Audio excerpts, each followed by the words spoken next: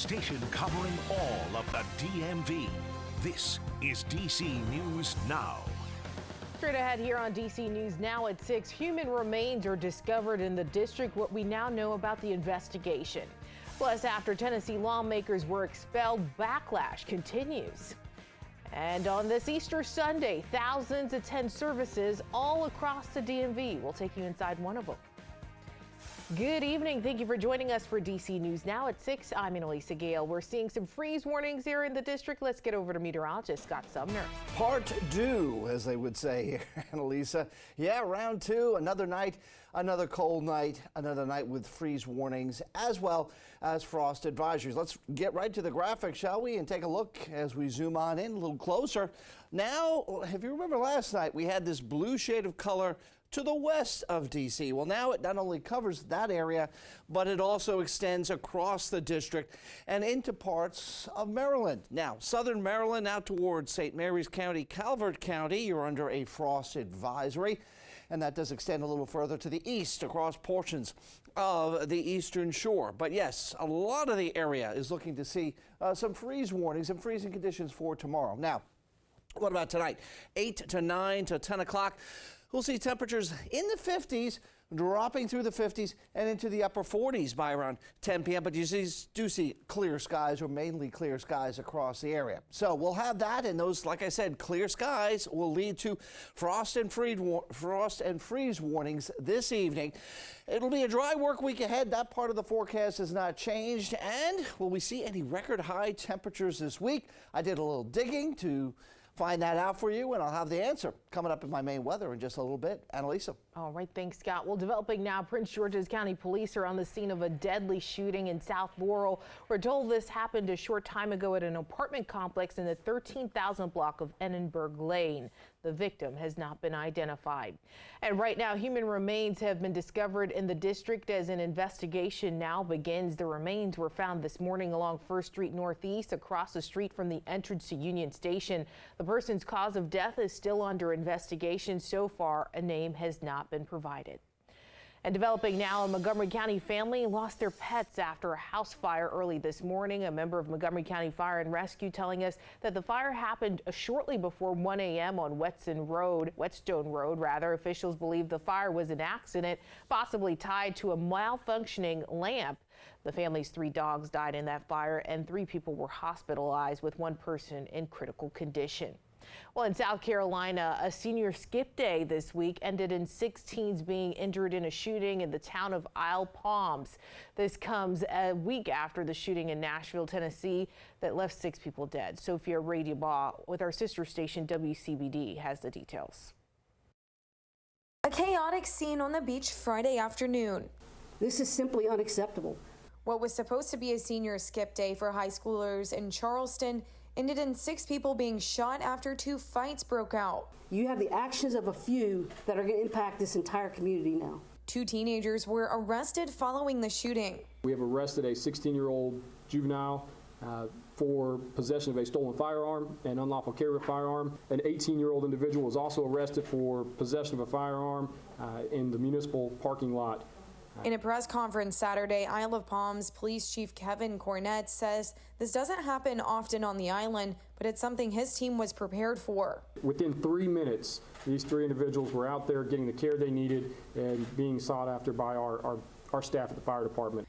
Charleston County Sheriff Kristen Graziano says their office was aware of the senior skip day happening. We found out that morning, early the morning, yesterday morning, that this was possibility going to happen down here. And we rallied our resources in advance of that. Police say the 6 people hurt were treated at MUSC and are expected to be okay. Lawmakers are responding to the incident as IOP City Council held an emergency meeting on Saturday.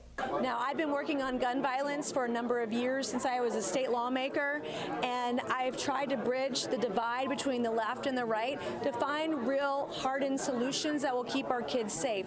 Congresswoman Nancy Mace, who's also an IOP resident, was there. She says there needs to be stricter access to guns. I'm looking for common sense measures to strengthen our background checks, to strengthen the criminal data that we have either at the federal level with the FBI or at the state level. Again, that was Sophia Radabaugh reporting. In an update earlier today, the Isle of Palm is receiving help from the FBI to sort through social media video to find answers to Friday's shooting. Well, the most commonly used abortion method in the United States, abortion pills, could now become illegal. Currently, the decision to stop the use of a specific abortion pill is on hold because a Texas federal judge ruled to remove it from pharmacy shelves. Meanwhile, a separate judge in Washington ruled that it should be kept available. All of it centering around the abortion pill mifepristone, which is used in over half of all abortions. It's been widely available for more than 20 years. Abortion advocates point to the fact that even if the pill is banned, abortion clinics would still be able to use an alternative FDA-approved pill. Abortion opponents, though, see this as a victory.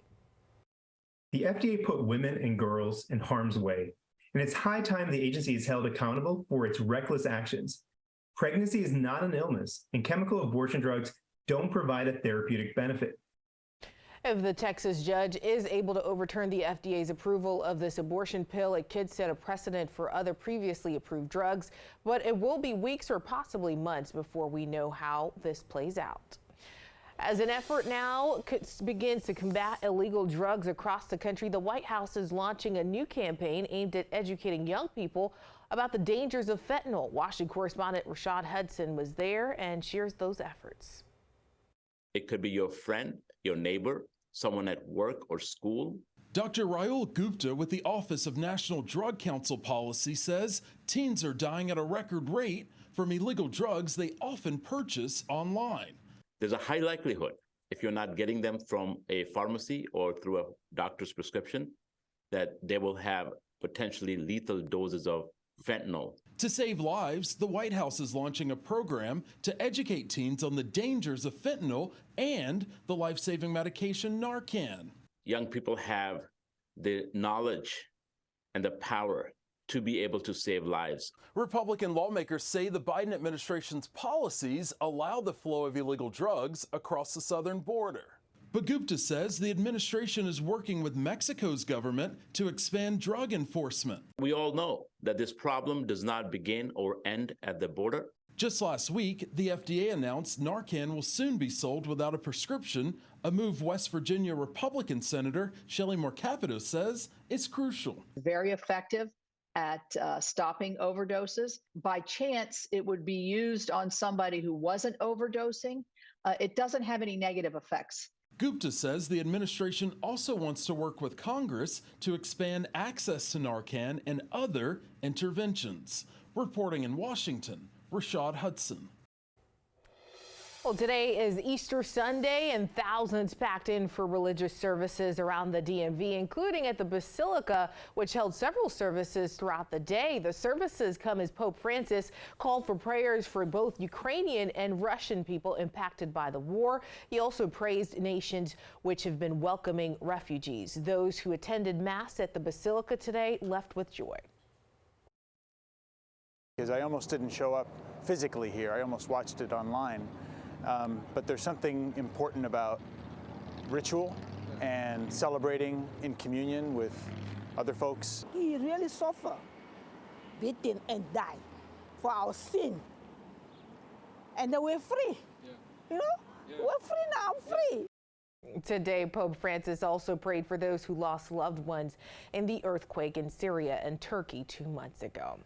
And it was a beautiful Easter Sunday for services. I almost didn't want to come inside with you here, Scott. I was like, oh, it's so nice we can hang out outside. No worries there, Annalisa. I get what you're talking about, and I'm sure a lot of other people do as well. Look at the number right now, 60 degrees and sunny. There goes a flight from Reagan National heading wherever, but it's heading into some sunny conditions and a lot quieter weather than we had the other couple of days. Now, as far as what we have regarding our future weather heading into tonight and going into tomorrow, look at this morning's lows. All right, I'm showing this just to make a comparison here.